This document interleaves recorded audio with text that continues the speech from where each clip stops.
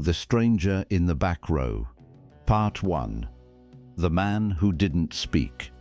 He showed up on a Tuesday in October 1977. The 6 o'clock class was the largest of the day. 23 students, ranging from white belt beginners to brown belt advanced practitioners. The demographic was the standard Torrance mix: aerospace workers from Northrop, students from the community college, a few high school kids whose parents had enrolled them for discipline or confidence or whatever parents believed martial arts training provided. The stranger came in at 5:58, 2 minutes before class started. He was in his early 40s, approximately 5'10", lean build, with the specific quality of physical awareness that came from prior training in something, not necessarily martial arts, but something that had taught him how to move with economy. He wore plain workout clothes, gray sweatpants, white t-shirt, no logos, no identifying markers. He didn't approach the desk. He didn't ask about enrollment or class schedules or belt rankings. He walked directly to the back row of the training floor, to the spot farthest from where Chuck would be teaching, and stood there with his hands at his sides.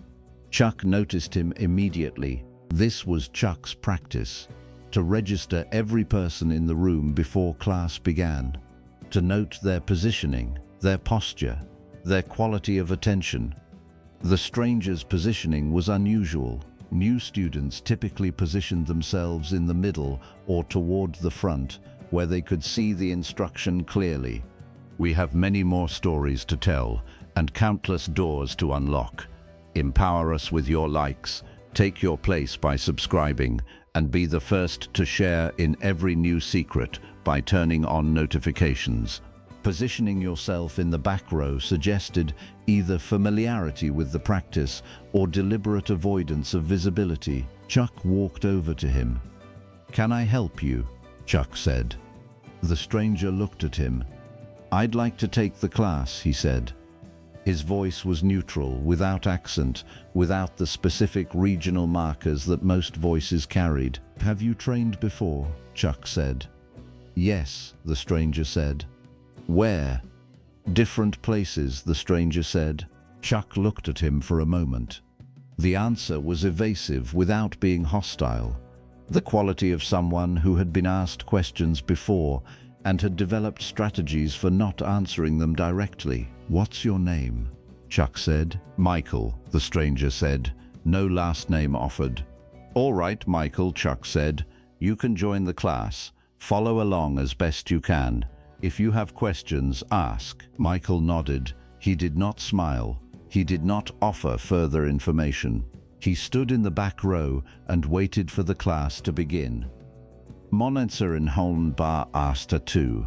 What Chuck saw. The class ran through the standard 6 o'clock curriculum: warm-ups, basic techniques, partner drills, kata practice. Michael followed the instruction with precision. This was the first thing Chuck noticed.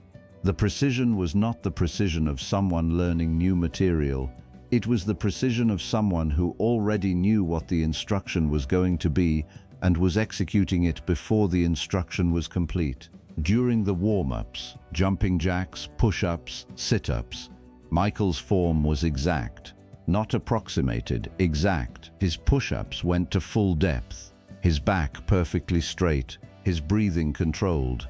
His sit-ups engaged the core without momentum. His jumping jacks had the specific rhythm of someone who had done thousands of them. During the basic techniques, punches, blocks, kicks, Michael's execution was clean. The stances were correct. The hand positions were correct. The hip rotation was correct. But the correctness had a quality that Chuck recognized from competition. It was the correctness of someone who had been corrected many times over many years and who had integrated the corrections into automatic execution. During the partner drills, Michael worked with whoever was near him in the back row, a white belt named Kevin who was in his 3rd month of training. The disparity in skill was obvious. Kevin was tentative, uncertain, executing the techniques with the careful deliberation of someone who was still thinking about each movement. Michael was fluid, responsive, adapting his speed and power to match Kevin's level without making the adaptation obvious. During the kata practice, Chuck called for the second kata, intermediate level, which most of the class knew. Michael executed it without hesitation, not just the movements, but the rhythm, the breathing, the specific quality of attention that separated mechanical execution from genuine practice. Chuck watched all of this from the front of the room, and what he saw was clear. Michael was not a beginner. Michael was not intermediate. Michael was advanced, possibly black belt level, and he had positioned himself in the back row and given no indication of his actual skill level. The question was why. Part 3. After class. When the class ended at 7 o'clock, most students left immediately. A few stayed to ask questions, or to practice additional techniques, or to talk with each other in the small social clusters that formed after training. Michael stayed. He didn't approach Chuck. He stood in the back corner of the room, near the equipment rack, and watched the room with the same quality of neutral attention he had brought to the class. Chuck walked over to him. "You've trained extensively," Chuck said. It was not a question. "Yes," Michael said. "Where?" "Okinawa," Michael said. 8 years, then California, different schools." "What rank?" "Third degree black belt," Michael said. "Shorin-ryu." Chuck looked at him. Third degree black belt was advanced. 8 years in Okinawa meant serious training, possibly military connected. The fact that Michael had not mentioned this before class meant he had deliberately chosen not to. "Why didn't you say so?" Chuck said. "I wanted to see what you taught," Michael said, "without the complication of rank. And you teach well," Michael said. "The fundamentals are solid. The students are attentive. The culture in the room is respectful, without being rigid." He paused. "I'd like to continue training here if you'll have me." "Why here?" Chuck said. "You could train anywhere. You could teach." "I don't want to teach," Michael said. "I want to train. And I want to train somewhere where the teaching is competent, but where I'm not expected to be anyone other than a student." Chuck studied him. The answer was honest but incomplete. There was something else, something Michael was not saying. "What are you not telling me?" Chuck said. Michael was quiet for a moment. Then he said, "I left a school in Los Angeles 6 months ago. The circumstances were complicated. I need to train somewhere where those circumstances aren't going to follow me, where I can be anonymous." "What circumstances?" Chuck said. "I'd rather not say," Michael said. "Not because they're illegal, because they're personal, and because part of what I'm looking for in this dojo is the ability to train without bringing my history into the room." Chuck looked at him. The request was unusual but not unprecedented. People came to dojos for many reasons, and sometimes those reasons included the desire to separate one part of their life from another part. The question was whether Chuck was willing to allow that separation in his school. "I'll make you a deal," Chuck said. "You can train here. You can use the name Michael. You can position yourself in the back row. But if the circumstances you're not telling me about show up in this dojo, if they create a problem for other students or for the school, you leave immediately. No argument, no explanation required. Agreed?" Michael looked at him. "Agreed," he said. They shook hands. Omen summoned to Nador. Part 4. What Ray noticed. Michael trained at the dojo for 3 months. He came to the 6 o'clock class on Tuesdays and Thursdays. He always arrived at 5:58. He always positioned himself in the back row. He always executed the techniques with precision. He never asked questions. He never volunteered information. He never socialized with other students before or after class. Ray Medina noticed this. Ray had been with the school longer than anyone else and had developed the specific attention to patterns that long tenure produces. After Michael had been attending for 6 weeks, Ray came to Chuck's office. "The guy in the back row," Ray said. "Michael, what about him?" Chuck said. "He's not just advanced," Ray said. He's professionally trained, military or law enforcement, possibly both. Chuck looked at him. How do you know? The way he moves, Ray said. The way he scans the room when he enters. The way he positions himself with clear sight lines to the door and the windows. The way he never turns his back to the entrance. Ray paused. That's not martial arts training, that's tactical training. Chuck had noticed some of these things, but had not assembled them into the conclusion Ray had just stated. But Ray was right. The patterns were consistent with someone who had been trained to think about environments in terms of threat assessment. He told me he trained in Okinawa, Chuck said. 8 years, 3rd degree black belt. He didn't mention military. Military makes sense, Ray said. Okinawa has bases. If he was stationed there and trained off base, he would have had access to serious instruction, the kind that doesn't show up in American dojos. He also told me he left a school in Los Angeles 6 months ago, Chuck said. Complicated circumstances, he wouldn't elaborate. Ray was quiet for a moment. Do you think he's in trouble? I don't know, Chuck said. He doesn't act like someone in trouble. He acts like someone who's avoiding something. There's a difference. Do you trust him? Ray said. Chuck thought about this. Trust was not a binary condition. It existed in gradations, context-dependent, based on the accumulation of observations over time. Did he trust Michael? In some contexts, yes. In others, the data was insufficient. I trust him to train, Chuck said. I trust him to follow the protocols of the dojo. I trust him not to be a threat to other students. Beyond that, I don't know enough to have an opinion. Should I keep watching him? Ray said. Yes, Chuck said. Keep watching. Besumlental mission a Mossad of War. Party 5. The night Michael stayed late. It happened on a Thursday in the 3rd month. The 6 o'clock class had ended. Most students had left. Chuck was in the office, reviewing the Federation documents that had been accumulating over the week. Ray had already gone home. Michael was still in the dojo. Chuck noticed this at 7:30 when he came out of the office to lock up. Michael was on the floor, running through kata. Not the second kata that the intermediate class practiced, an advanced kata, one that Chuck recognized from the Shorin-ryu system, but that was not part of the curriculum he taught. Chuck watched from the doorway. The kata was executed with the specific quality that separated practice from performance. Michael was not demonstrating, he was working.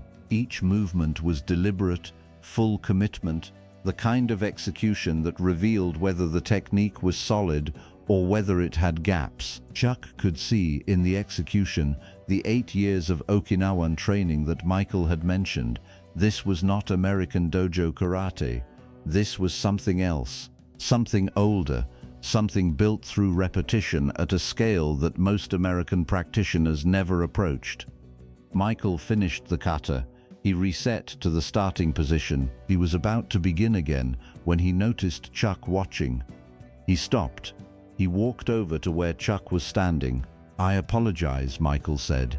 I should have asked permission to use the floor after hours. It's fine, Chuck said. What were you running? Kusanku, Michael said. Advanced Shorin-ryu kata. I try to run it once a week to maintain it. It's good, Chuck said. Clean, committed. Thank you, Michael said. They stood in silence for a moment. Then Chuck said, Why did you leave the school in Los Angeles?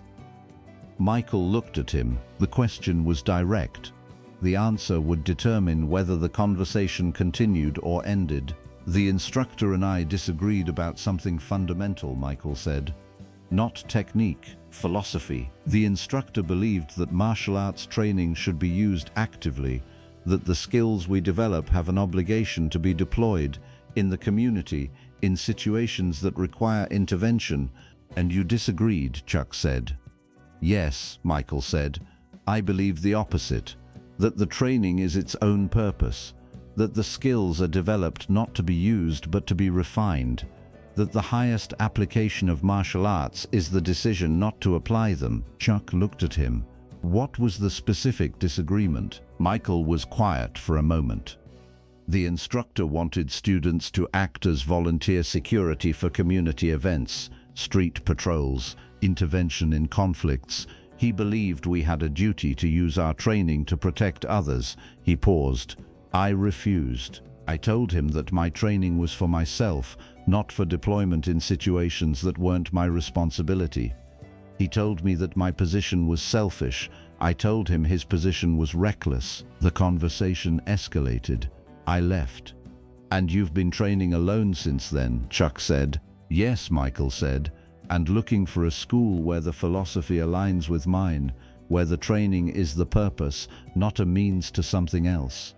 Chuck nodded slowly. That's the philosophy here, he said. The training is the thing. What students choose to do with it outside this room is their business. But inside this room, the practice is the purpose. Michael looked at him. That's why I'm here, he said. Omenthamental Dara Dara, Part 6. What Michael said before he left. Michael trained at the dojo for 2 more months after that conversation. Then, on a Tuesday in March 1978, he didn't show up for class. The following Thursday, he didn't show up either. Chuck noticed the absence but didn't pursue it. Students left for many reasons: relocation, schedule changes, loss of interest, the ordinary attrition that affected all schools. 3 weeks later, Michael came to the dojo at 5:30 before the 6 o'clock class began. He found Chuck in the office. I'm leaving Torrance, he said. New job, San Diego. I came to say goodbye and to thank you. You don't need to thank me, Chuck said. You paid your dues, you trained, that's the transaction. No, Michael said. The transaction was more than that. He paused. You allowed me to train here without requiring me to explain myself, without requiring me to bring my history into the room. You gave me the space to be a student and nothing else. That's rarer than you might think. Chuck looked at him. What will you do in San Diego? Find another school, Michael said. Continue the practice. Keep refining what I've built over the years. He paused, and maybe, eventually resolve the question that brought me here in the first place. What question? Chuck said. Whether the training is enough on its own, Michael said. Whether the refinement of the practice is sufficient purpose, or whether there's an obligation to do something more with it. What do you think? Chuck said. I think, Michael said slowly, that the answer is different for different people. For the instructor in Los Angeles, the obligation to deploy the training was genuine. For me, the obligation is to refine it. Neither answer is wrong. They're just different. Chuck nodded. You'll find the answer that's true for you, he said. The practice has a way of revealing that over time. I know, Michael said. He extended his hand. Thank you for the 5 months. Chuck shook his hand. Good luck in San Diego. Michael left the office. He walked across the parking lot to his car. Chuck watched him through the window. The same quality of deliberate movement, the same awareness of environment, the same tactical precision that Ray had identified 3 months earlier. The stranger in the back row had been exactly what he had appeared to be, a serious practitioner looking for a place to train without complication. He had found it. He had trained, he had left. Chuck never saw him again, never heard from him again, never knew what happened in San Diego, or whether Michael had resolved the question he had carried with him. But he remembered the conversation about philosophy, about the difference between training as preparation for deployment and training as its own purpose, about the obligation some people felt to use their skills and the obligation others felt to refine them. Chuck understood both positions. He had felt the pull of both at different times in his own practice. What he had learned over 15 years was that the answer was not universal. It was individual. Each practitioner had to determine for themselves what the practice was for. For Michael, the practice was refinement. For others, it was something else. Chuck's job was not to tell students which answer was correct. His job was to teach them the practice clearly enough that they could discover their own answer. The stranger in the back row had taught him that the teaching worked best when it made space for students to be what they needed to be without explanation. That was the lesson. Chuck returned to the office and prepared for the 6 o'clock class. The back row would have an empty spot where Michael had stood for 5 months. Someone else would fill it eventually, or it would stay empty. Either way, the practice continued. We have many more stories to tell and countless doors to unlock. Empower us with your likes, take your place by subscribing, and be the first to share in every new secret by turning on notifications.